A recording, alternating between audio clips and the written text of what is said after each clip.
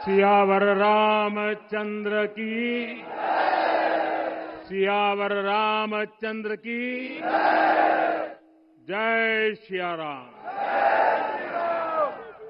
उत्तर प्रदेश की राज्यपाल आनंदीबेन पटेल,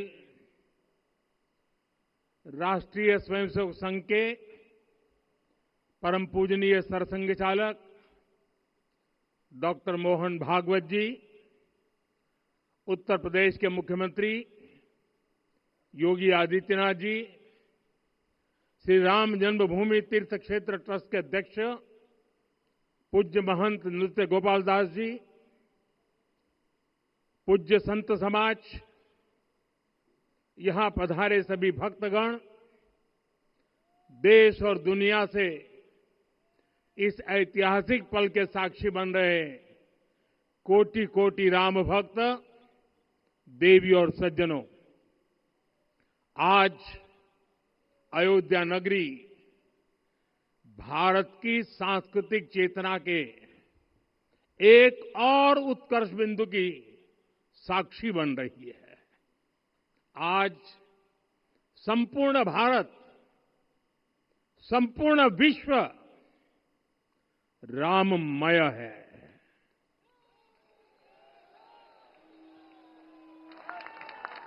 हर राम भक्त के हृदय में अद्वितीय संतोष है, असीम कृतज्ञता है, अपार अलौकिक आनंद है। सदियों के घाव भर रहे हैं,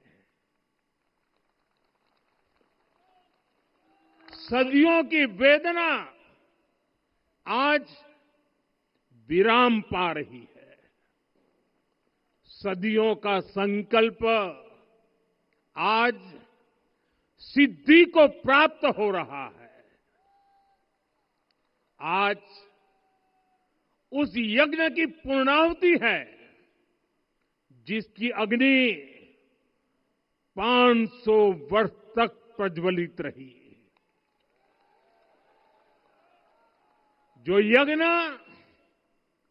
एक पल भी आस्था से डिगा नहीं, एक पल भी विश्वास से टूटा नहीं।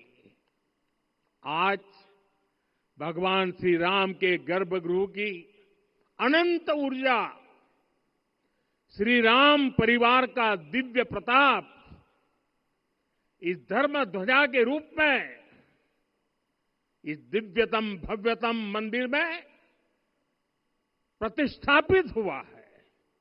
और साथियों, ये धर्म ध्वजा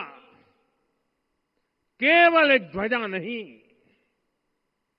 ये भारतीय सभ्यता के पुनर्जागरण का ध्वज है।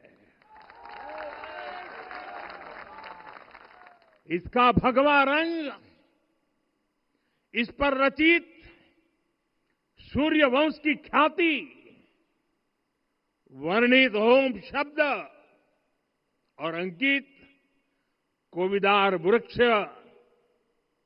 राम राज्य की कीर्ति को प्रतिरूपित करता है।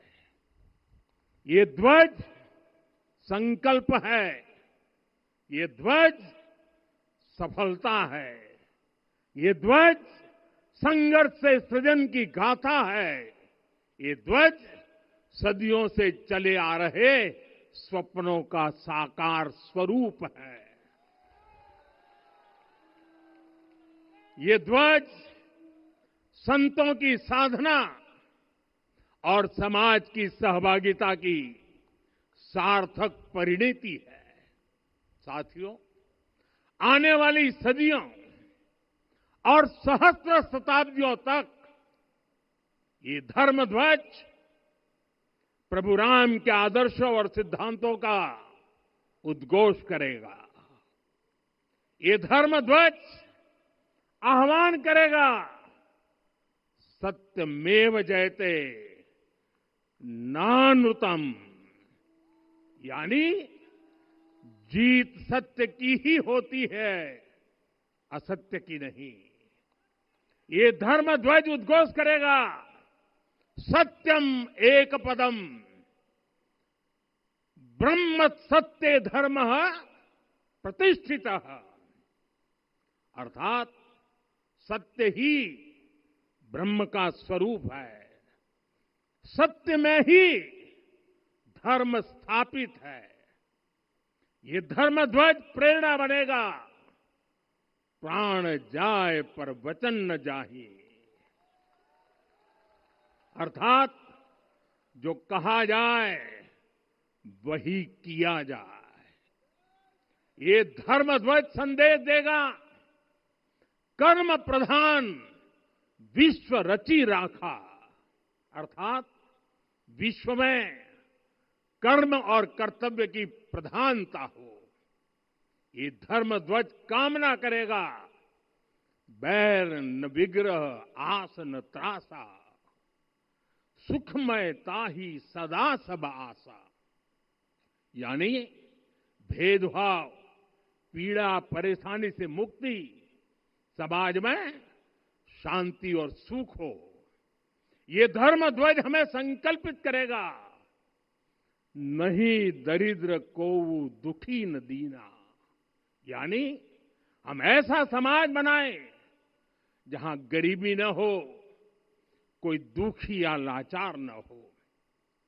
साथियों, हमारे ग्रंथों में कहा गया है, आरोपितम ध्वजम दृष्ट्वा ये अभिनंदनित धार्मिका ते अपि सर्वे प्रमुच्यते महापातक कोटि भी, यानी जो लोग किसी कारण मंदिर नहीं आ पाते और दूर से मंदिर के ध्वज को प्रणाम कर लेते हैं, उन्हें भी उतना ही पुण्य मिल जाता है। साथियों, ये धर्म ध्वज भी इस मंदिर के ध्येय का प्रतीक है। ये ध्वज दूर से ही राम लला की जन्मभूमि के दर्शन कराएगा और युगों युगों तक प्रभु श्री राम के आदेशों और प्रेरणाओं को मानव मात्र तक पहुंचाएगा। साथियों, मैं संपूर्ण विश्व के करोड़ों राम भक्तों को इस अविस्मरणीय क्षण की, इस अद्वितीय अवसर की हार्दिक शुभकामनाएं देता हूं। मैं आज उन सभी भक्तों को भी प्रणाम करता हूं, हर उस दानवीर का भी आभार व्यक्त करता हूं जिसने राम मंदिर निर्माण के लिए अपना सहयोग दिया। मैं राम मंदिर के निर्माण से जुड़े हर श्रमवीर, हर कारीगर, हर योजनाकार, हर वास्तुकार, सभी का अभिनंदन करता हूं। साथियों, अयोध्या वह भूमि है जहां आदर्श आचरण में बदलते हैं। यही वह नगरी है जहां श्री राम ने अपना जीवन पथ शुरू किया था। इसी अयोध्या ने संसार को बताया कि एक व्यक्ति कैसे समाज की शक्ति से, उसके संस्कारों से पुरुषोत्तम बनता है। जब श्री राम अयोध्या से वनवास को गए तो वे युवराज राम थे, लेकिन जब लौटे तो मर्यादा पुरुषोत्तम बनकर के आए और उनके मर्यादा पुरुषोत्तम बनने में महर्षि वशिष्ठ का ज्ञान, महर्षि विश्वामित्र की दीक्षा, महर्षि अगस्त्य का मार्गदर्शन, निषाद राज की मित्रता, मां शबरी की ममता, भक्त हनुमान का समर्पण, इन सब की अनगिनत ऐसे लोगों की महत्वपूर्ण भूमिका रही है। साथियों, विकसित भारत बनाने के लिए भी समाज की इसी सामूहिक शक्ति की आवश्यकता है। मुझे बहुत खुशी है कि राम मंदिर का दिव्य प्रांगण भारत के सामूहिक सामर्थ्य की भी चेतना स्थली बन रहा है। यहां 7 मंदिर बने हैं। यहां माता शबरी का मंदिर बना है, जो जनजातीय समाज के प्रेम भाव और आतिथ्य परंपरा की प्रतिमूर्ति है। यहां निषादराज का मंदिर बना है। ये उस मित्रता का साक्षी है जो साधन नहीं, साध्य को, उसकी भावना को पूजती है। यहां एक ही स्थान पर माता अहिल्या है, महर्षि वाल्मीकि है, महर्षि वशिष्ठ है, महर्षि विश्वामित्र है, महर्षि अगस्त्य है और संत तुलसीदास है। रामलला के साथ साथ इन सभी ऋषियों के दर्शन भी यहीं पर होते हैं। यहां जटायु जी और गिलहरी की मूर्तियां भी है, जो बड़े संकल्पों की सिद्धि के लिए हर छोटे से छोटे प्रयास के महत्व को दिखाती है। मैं आज हर देशवासी से कहूंगा कि वो जब भी राम मंदिर आए तो सप्त मंदिर के दर्शन भी अवश्य करें। ये मंदिर हमारी आस्था के साथ साथ मित्रता, कर्तव्य और सामाजिक सद्भाव के मूल्यों को भी शक्ति देते हैं। साथियों, हम सब जानते हैं हमारे राम भेद से नहीं, भाव से जुड़ते हैं। उनके लिए व्यक्ति का कुल नहीं, उसकी भक्ति महत्वपूर्ण है। उन्हें वंश नहीं, मूल्य प्रिय है। उन्हें शक्ति नहीं, सहयोग महान लगता है। आज हम भी उसी भावना से आगे बढ़ रहे हैं। पिछले 11 वर्षों में महिला, दलित, पिछड़े, अति पिछड़े, आदिवासी, वंचित, किसान, श्रमिक, युवा, हर वर्ग को विकास के केंद्र में रखा गया है।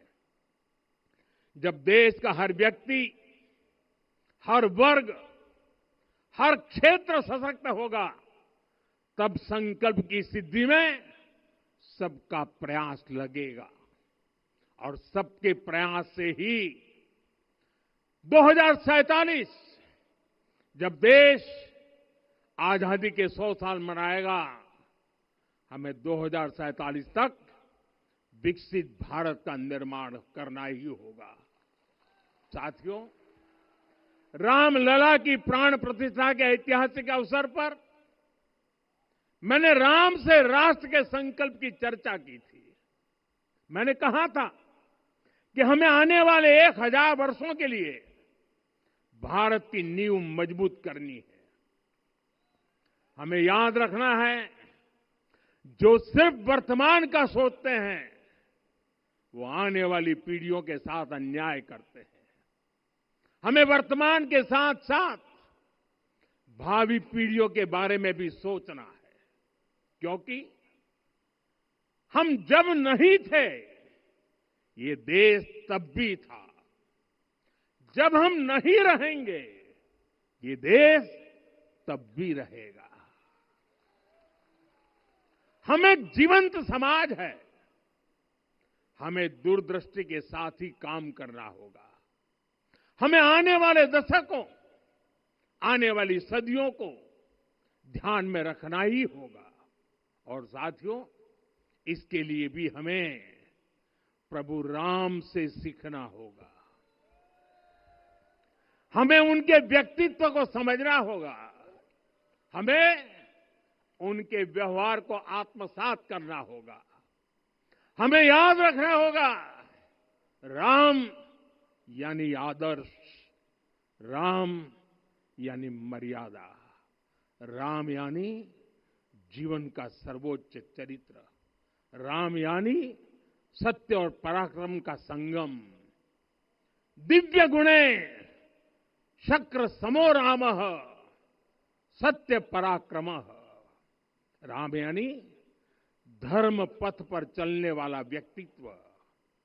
रामः सत्पुरुषो लोके सत्यः सत्यपरायणः। राम यानी जनता के सुख को सर्वोपरि रखना। प्रजा सुखत्वे चंद्रस्य। राम यानी धर्म और क्षमा का दरिया। वसुधाया क्षमा गुणे है। राम यानी ज्ञान और विवेक की पराकाष्ठा। बुद्ध या बृहस्पति तुल्य। राम यानी कोमलता में दृढ़ता। मृदु पूर्वज भाषते। राम यानी कृतज्ञता का सर्वोच्च उदाहरण। कदाचन नोपकारेण कृति नैकेन तुष्यति। राम यानी श्रेष्ठ संगति का चयन। शीला वृद्धे ज्ञान वृद्धे वयोवृद्धे च सज्जनै। राम यानी विनम्रता में महाबल। वीर्यवान च वीर्येण महता स्वेन विस्मितः। राम यानी सत्य का अडिग संकल्प। न च अनुत्र कथो विद्वान। राम यानी जागरूक, अनुशासित और निष्कपट मन। निस्तिंद्र अपम्रत च स्वदोष परदोषवित। साथियों, राम सिर्फ एक व्यक्ति नहीं, राम एक मूल्य है, एक मर्यादा है, एक दिशा है। अगर भारत को साल 2047 तक विकसित बनाना है, अगर समाज को सामर्थ्यवान बनाना है, तो हमें अपने भीतर राम को जगाना होगा। हमें अपने भीतर के राम की प्राण प्रतिष्ठा करनी होगी। और इस संकल्प के लिए आज से बेहतर दिन और क्या हो सकता है। साथियों, 25 नवंबर का यह ऐतिहासिक दिन अपनी विरासत पर गर्व का एक और अद्भुत क्षण लेकर आया है। इसकी वजह है धर्म ध्वजा पर अंकित कोविदार वृक्ष। ये कोविदार वृक्ष इस बात का उदाहरण है कि जब हम अपनी जड़ों से कट जाते हैं तो हमारा वैभव इतिहास के पन्नों में दब जाता है। साथियों, जब भरत अपनी सेना के साथ चित्रकूट पहुंचे तो लक्ष्मण ने दूर से ही अयोध्या की सेना को पहचान लिया। ये कैसे हुआ? इसका वर्णन वाल्मीकि जी ने किया है। और वाल्मीकि जी ने क्या वर्णन किया है? उन्होंने कहा है, विराजित उद्गत स्कंधम कोविदार ध्वजः रथे। लक्ष्मण कहते हैं, राम, सामने जो तेजस्वी प्रकाश में विशाल वृक्ष जैसा ध्वज दिखाई दे रहा है, वही अयोध्या की सेना का ध्वज है। उस पर कोविदार का शुभ चिन्ह अंकित है। साथियों, आज जब राम मंदिर के प्रांगण में कोविदार फिर से प्रतिष्ठित हो रहा है, यह केवल एक वृक्ष की वापसी नहीं है, यह हमारी स्मृति की वापसी है, हमारी अस्मिता का पुनर्जागरण है, हमारी स्वाभिमानी सभ्यता का पुनः उद्घोष है। कोविदार वृक्ष हमें याद दिलाता है कि जब हम अपनी पहचान भूलते हैं तो हम स्वयं को खो देते हैं, और जब पहचान लौटती है तो राष्ट्र का आत्मविश्वास भी लौट आता है। और इसलिए मैं कहता हूं, देश को आगे बढ़ना है तो अपनी विरासत पर गर्व करना होगा। साथियों, अपनी विरासत पर गर्व के साथ साथ एक और बात भी महत्वपूर्ण है, और वो है गुलामी की मानसिकता से पूरी तरह मुक्ति। आज से 190 साल पहले 190 साल पहले साल 1835 में 1835 में मैकाले नाम के एक अंग्रेज ने भारत को अपनी जड़ों से उखाड़ने के बीज बोए थे।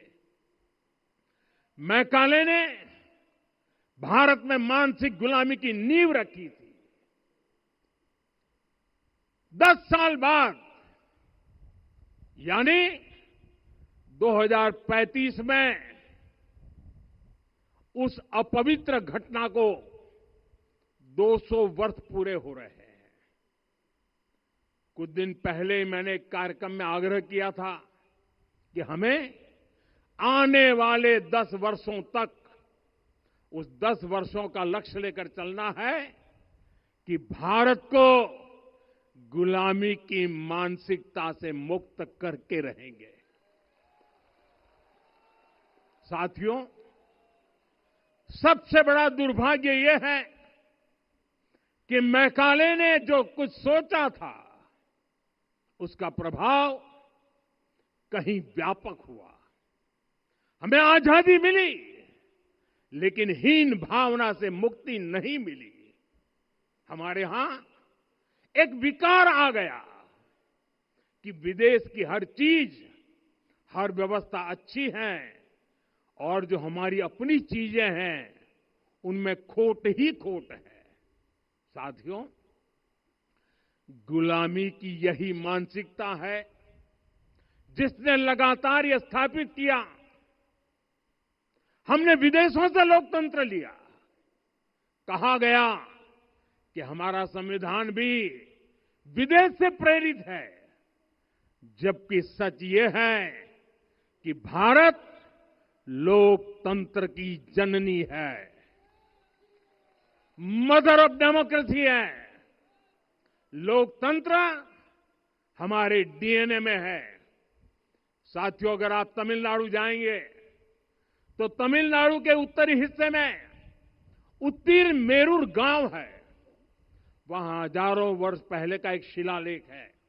उसमें बताया गया है कि उस कालखंड में भी कैसे लोकतांत्रिक तरीके से शासन व्यवस्था चलती थी, लोग कैसे सरकार चुनते थे। लेकिन हमारे यहां तो मैग्ना कार्टा की प्रशंसा का ही चलन रहा। हमारे यहां भगवान बसवन्ना, उनके अनुभव मंटपा की जानकारी भी सीमित रखी गई। अनुभव मंटपा यानी जहां सामाजिक, धार्मिक और आर्थिक विषयों पर सार्वजनिक बहस होती थी, जहां सामूहिक सहमति से निर्णय लिए जाते थे। लेकिन गुलामी की मानसिकता के कारण इस भारत की कितनी ही पीढ़ियों को इस जानकारी से भी वंचित रखा गया। साथियों, हमारी व्यवस्था के हर कोने में गुलामी की इस मानसिकता ने डेरा डाला हुआ था। अब याद करिए, भारतीय नौसेना का ध्वज सदियों तक उस ध्वज पर ऐसे प्रतीक बने रहे जिनका हमारी सभ्यता, हमारी शक्ति, हमारी विरासत से कोई संबंध नहीं था। अब हमने नौसेना के ध्वज से गुलामी के हर प्रतीक को हटाया है। हमने छत्रपति शिवाजी महाराज की विरासत को स्थापित किया है। और ये सिर्फ एक डिजाइन में बदलाव नहीं हुआ, ये मानसिकता बदलने का क्षण था। ये वो घोषणा थी कि भारत अब अपनी शक्ति अपने प्रतीकों से परिभाषित करेगा, न कि किसी और की विरासत से। और साथियों, यही परिवर्तन आज अयोध्या में भी दिख रहा है। साथियों, ये गुलामी की मानसिकता ही है जिसने इतने वर्षों तक रामत्व को नकारा है। भगवान राम अपने आप में एक वैल्यू सिस्टम है। ओरछा के राजा राम से लेकर रामेश्वरम के भक्त राम तक और शबरी के प्रभु राम से लेकर मिथिला के पाहुन राम जी तक भारत के हर घर में, हर भारतीय के मन में और भारतवर्ष के हर कण कण में राम है। लेकिन गुलामी की मानसिकता इतनी हावी हो गई कि प्रभु राम को भी काल्पनिक घोषित किया जाने लगा। साथियों, अगर हम ठान ले अगले 10 साल में मानसिक गुलामी से पूरी तरह मुक्ति पा लेंगे और तब जाकर के ऐसी ज्वाला प्रज्वलित होगी, ऐसा आत्मविश्वास बढ़ेगा कि 2047 तक विकसित भारत का सपना पूरा होने से भारत को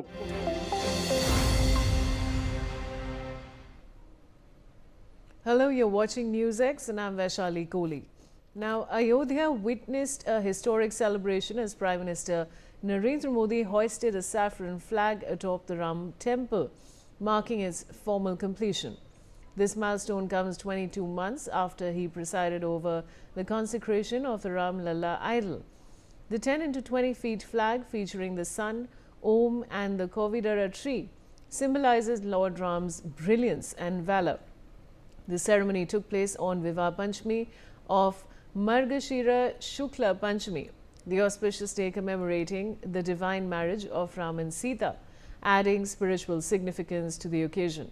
Nearly 7,000 guests attended the event, including dignitaries such as RSS Chief Mohan Bhagwat, Governor Anandiben Patel and Chief Minister Yogi Adityanath.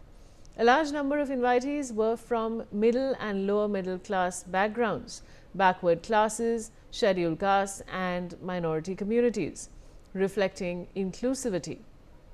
Temple workers and donors were also part of the gathering. During his visit, PM Modi toured the Sapta Mandir, Shishvatar Mandir and the Mata Annapurna Mandir and performed darshan and puja at the Ram Darbar Garbh and the Ram Lalla Garbh. The 2.7 acre complex now houses 14 additional temples, bells, flags and the spire over the sanctum. Ayodhya was beautifully decorated with flowers, lights, rangolis and a laser show for the occasion. All right, viewers. So now, of course, let's just take a look at some intricate details of the Saffron Dhwaj, what's new at the Ram Mandir and some iconic moments from the flag hoisting today. So now, viewers, as you can see on your screen, that's a very catchy flag there. It looks beautiful. The flag measures 22 feet by 11 feet and features 3 sacred symbols which are hand embroidered in golden thread. So that's a full screen image that you can see right now on your screen. Now moving forward, the triangular flag represents the divinity, strength and internal spirit of Lord Ram. That, of course, on your screen is the Ram Mandir Dhwaj. Now, the sun represents Lord Ram's Surya Vansh lineage and eternal energy.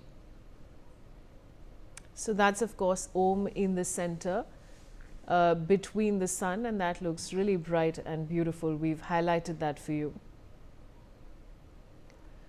Now, the sacred Om symbolizes spiritual vibration. We all know how important this symbol is in Hinduism, and of course, it symbolizes spiritual vibration. Now, the motifs of the Kovidar tree denotes purity, prosperity and Ram Rajya. So we've highlighted that in that box for you as well. That's the Kovada tree. Now, what's new, viewers, in Ram Mandir, the Ram Janmabhoomi temple? Let me just tell you that. The 22 into 11 foot saffron dharma dhwaj flag has been permanently hoisted on the 191 foot main spire. All construction work on the main temple entirely is complete and no further structural additions. So that's a beautiful image of the entire temple on your screen. The temple's 5 ornate mandapams, Nritya Mandap, Rang Mandap, Gur Mandap, Kirtan Mandap and Prarthana Mandap are fully finished. So that's an aerial view of all the mandaps of the temple. Statues of Ram, Sita, Lakshman, Hanuman and the complete royal court installed and consecrated in October 2025. So very stunning images on your screens. Now the final carving and polishing of all pillars depicting Ramayan scenes completed in the last phase. So you can see those pillars on your screen. We've got a full view of it. There's a full screen image and of course the beautiful carvings and all those pillars you can see on your screens right now.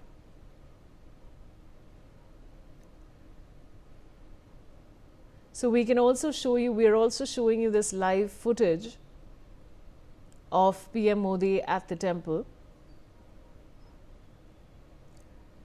And simultaneously, let me take you through the iconic moments from the Ram temple ceremony which happened earlier today.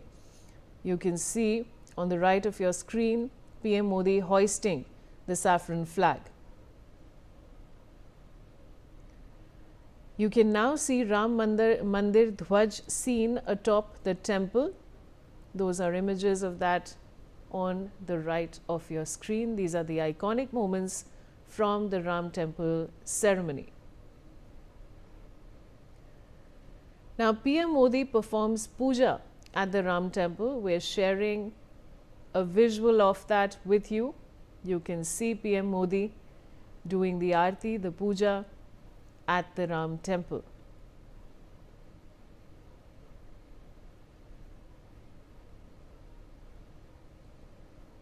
Moving on to PM Modi declaring at the event, he's declared the event as a historical moment of cultural awakening.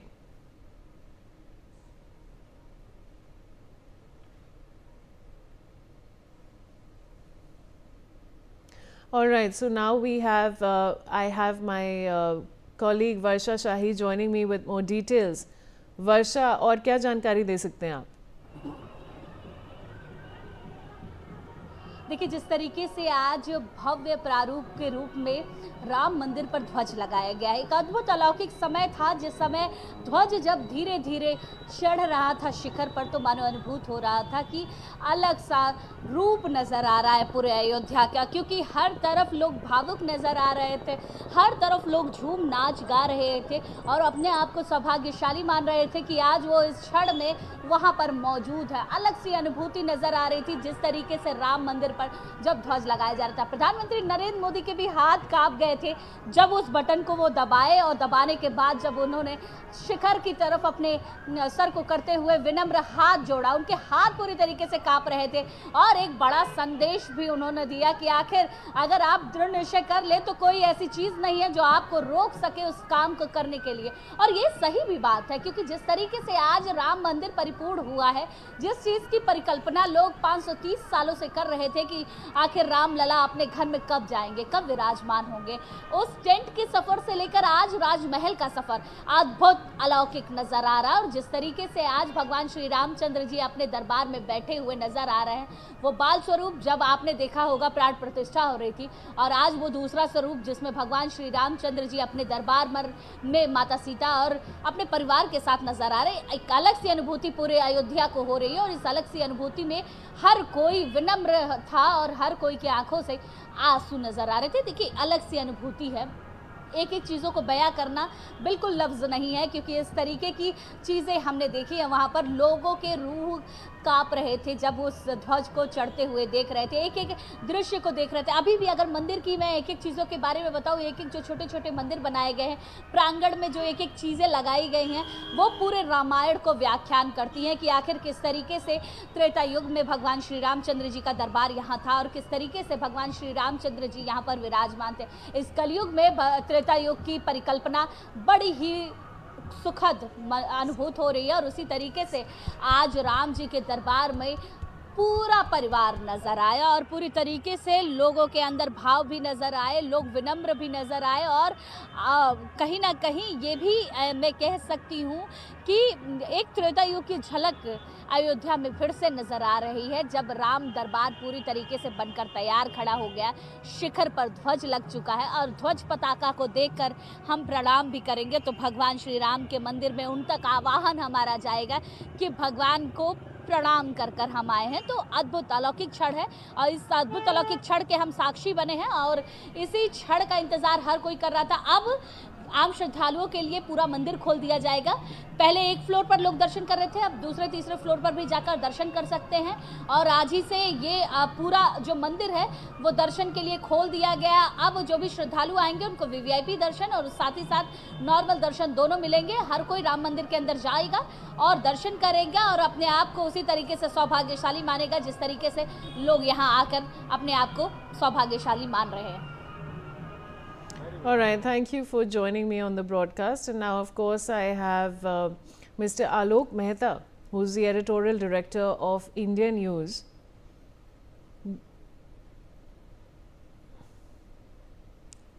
All right, before that, I have my colleague Sahil joining me with more details.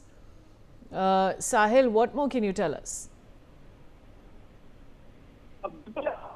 प्रधानमंत्री नरेंद्र मोदी जो है वो कुरुक्षेत्र पहुंच चुके हैं।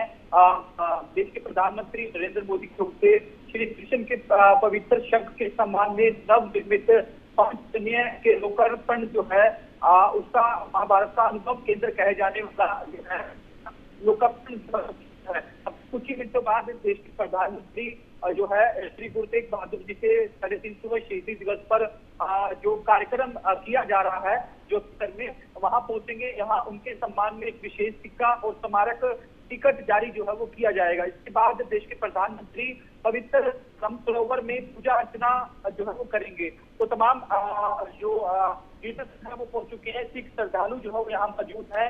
प्रधानमंत्री नरेंद्र मोदी के यहाँ आने पर उनका वेलकम किया जाएगा। प्रधानमंत्री नरेंद्र मोदी पहले यहाँ आते ही इस तरीके से जो कार्यक्रम किया गया है 350वें शहीदी दिवस पर, वहाँ जो गुरु ग्रंथ साहिब रखा हुआ है पावन पवित्र गुरु ग्रंथ साहिब, उनके आगे शीश झुकाकर जो है देश और प्रदेश के लिए कामना करेंगे। तो फिलहाल तैयारियां जो है कर ली गई है। अब यहाँ कुछ ही मिनटों में देश के प्रधानमंत्री जो है वो पहुंचने वाले हैं। 350वें शहीदी दिवस कार्यक्रम में जो है मुख्यमंत्री नरेंद्र मोदी यहाँ मौजूद है और देश के प्रधानमंत्री जो है यहाँ कुछ मिनटों में पहुंचने वाले हैं। अब यहाँ पे काफ़ी लोग भी सुबह जमा थे, बहुत सारी सिक्योरिटी भी थी, और क्या वहाँ पे माहौल था जो आप शेयर कर सकते हैं हमारे व्यूअर्स के साथ? सिख श्रद्धालु जो है यहाँ पहुँच चुके हैं। आप तस्वीरों में भी आप इसी तरीके से जो है सिख श्रद्धालु जो है वो आपको यहाँ दिखाई देंगे। गुरु ग्रंथ साहिब जो है यहाँ रखा हुआ है। 350वें शहीदी दिवस पर 3:30 बच्चे जो है वो गुरु की वाणी यहाँ करते हुए दिखाई देंगे। वेलकम जो है देश के प्रधानमंत्री नरेंद्र मोदी का किया जाएगा।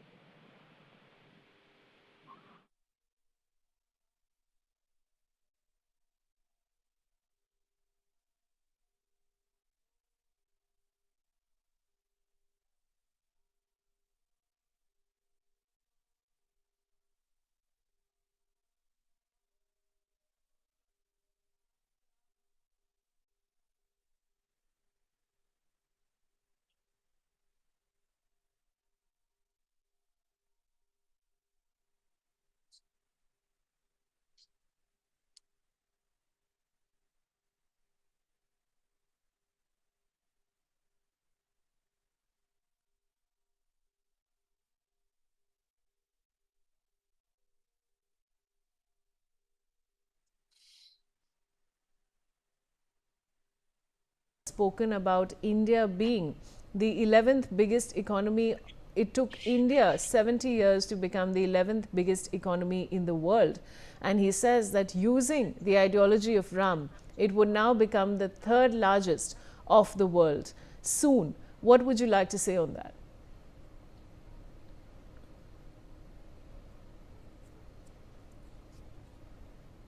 Dr. Neeti Sharma, am I audible to you?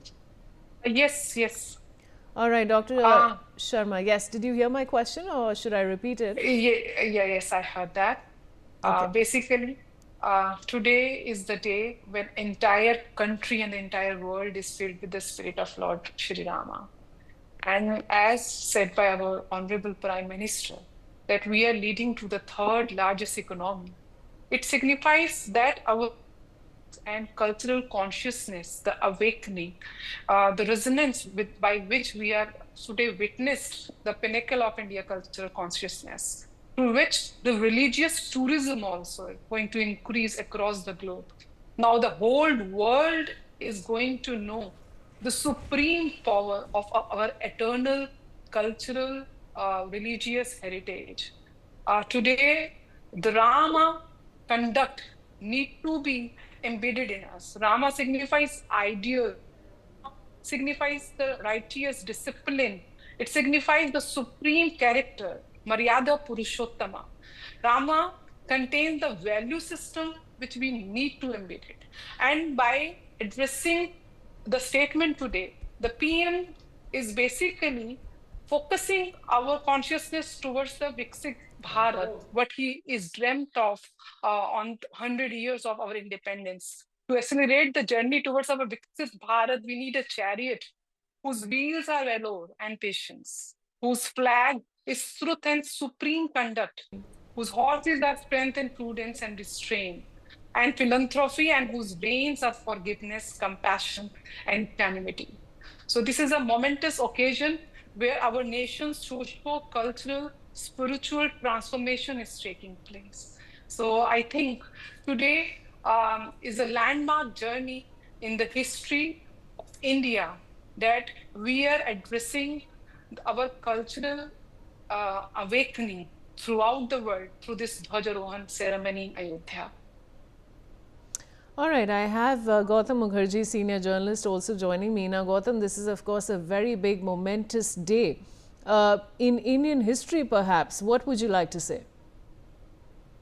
Absolutely. And, you know, the revival of Ayodhya after centuries and the grand temple and all the infrastructure that has been built up from scratch, the embankments along the Sarayu River, the various hotels and facilities, the railway station, the airport, all of this put together is a great revival of Ayodhya, which has been long pending and is a big boost to the Hindu psyche. And you can see this so clearly amongst all the priests and mahants who are speaking on this glorious occasion. The Prime Minister has not only inaugurated the earlier when the temple was not fully built, the establishment and the Pran Pratishtha of the Ram, the baby Ram, the young Ram figure, and today he's come to put to launch the flag atop the spire, which is 160 feet high. It is a glorious moment, symbolically and physically, and is a big step in the revival of Sanatan Dharma, the Hindu Dharma, and the pride of the people of India. All right, now I'd like to get in Dr. Neeti Sharma, who's a social activist. Now, you know, PM Modi has also said, Dr. Sharma, that, you know, he's said that we must create an India which is inspired by Ram Rajya. He said that after the flag hoisting. How do you see that statement? Of course, Dr. PM Modi addressed Ram Rajya as the Ram Rajya is the epitome of righteousness values in our cultural system. Rama is the epitome of kingdom. The conduct of Rama as a father, as a son, as a king, as a friend, the way he conducted his embedding the qualities of Lord Rama into ourselves, the character of Lord Rama. I mean, used to the Rashtra Bhakti, the Rashtra Nirman, Rashtra Viksit Raj, Viksit Raj. The Pradhan Mantri Modi, the age he is going through, he might not be witnessing 100 years of independence, but he is preparing our civilization, the society, with that value system, that the Viksit Bharat should come into reality by embedding these qualities. All right, I want to go across to Gautam Mukherjee, who's a senior journalist. Now, Gautam, Congress leader Rashid Alvi has said he has slammed PM Modi for hoisting the saffron flag, and he said that would he do it on a mosque, gurdwara or church? What do you have to say for that? This is a tired narrative, very typical of the Congress party. Obviously, they have enough people, enough mullahs and enough priests, Christian priests, and enough Sikhs. Though, as far as Sikhs go, I wouldn't be surprised at all if the Prime Minister accepted an invitation to perform any similar ceremony. But as far as mosques and churches go, I don't think Mr. Alvi finds any lack of people willing to perform ceremonies. The Prime Minister is not interested. He is not a Muslim. He is not a Christian. He's quite happy to let them be in their own place, conducting their religion the way they think fit, and encouraging their flock as they wish to, as long as it's not in terms of anti-national activity. So I don't know where this is coming from. It has no bearing on secularism at all. Secularism means give everybody a chance to practice his religion and not bring the religion into politics or into statecraft as such.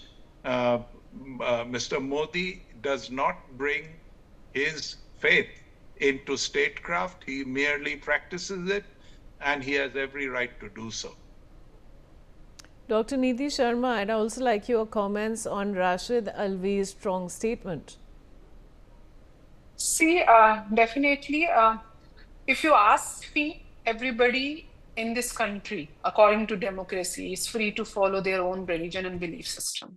PM Modi has a belief system in Hinduism, and majority of the nation believes in Hinduism only. So he is open to follow his rituals. But apart from being the leader of the nation, he is giving his services to all faiths. Today is also the Shahidi Divas of Sache Badshah, Guru Tegh Bahadur Singh. He has been to the Gurudwara also to pay his respect and prayers to the matriarch. He has also ensured n number of facilities and policies for the Hajj Yatris, for the Muslim women who are going through this 3 talaq system. So see, whatever services he can give to the society of different faiths he is giving. But believing and practicing our own dharma is like you're not bound to do that. Despite of the fact he is a believer of Hinduism, he is giving all the services to each and every faith without any partiality, without any discrimination. And this is what the true values of Lord Rama is there. You should respect each and every faith, despite of the fact you are following your own rituals and religion in your beliefs. So I think there is the wrong side of secularism, what they want to impose on us.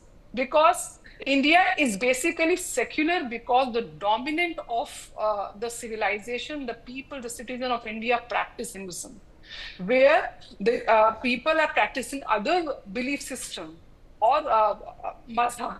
They are not secular. They are like they are only dictate. They only follow the dictatorship. India is democratic because it has that value system what Hinduism and Sanatan Dharma taught us. Because Sanatan is the only dharma, else all the religions are belief system. Sanatan is not a religion, it is a dharma. Dharma is धारयति च धर्मः. आप जिसको धारण करते हैं, your conduct, your righteous conduct, your value system, that is Sanatan. Sanatan means eternal, शाश्वत, जिसका ना आदि ना अंत, which is the present moment of each and everything. It gives us the sound which comes from our temples is that adharma ka nash ho, dharma ki jai ho, praniyon mein sadbhavna. We say that we should be compassionate to each and every living organism, not only the mankind, but see what that if somebody is not following your religion or belief system, they are killing them like anything, like it's the command of the God. So it is the time to evoke and to be being, fried and to convert your whole system, ecosystem into the teachings of Sanatana. Because this is the only dharma. It teaches humanity, peace, harmony, and the success of everything. Sarve sukhina bhavantu. We ask that every should All be right, Dr. happy Sharma, and, we're running short of time, but I'd like to thank both my guests for joining me on the broadcast, and that's a wrap from me on this bulletin. Stay tuned to NewsX.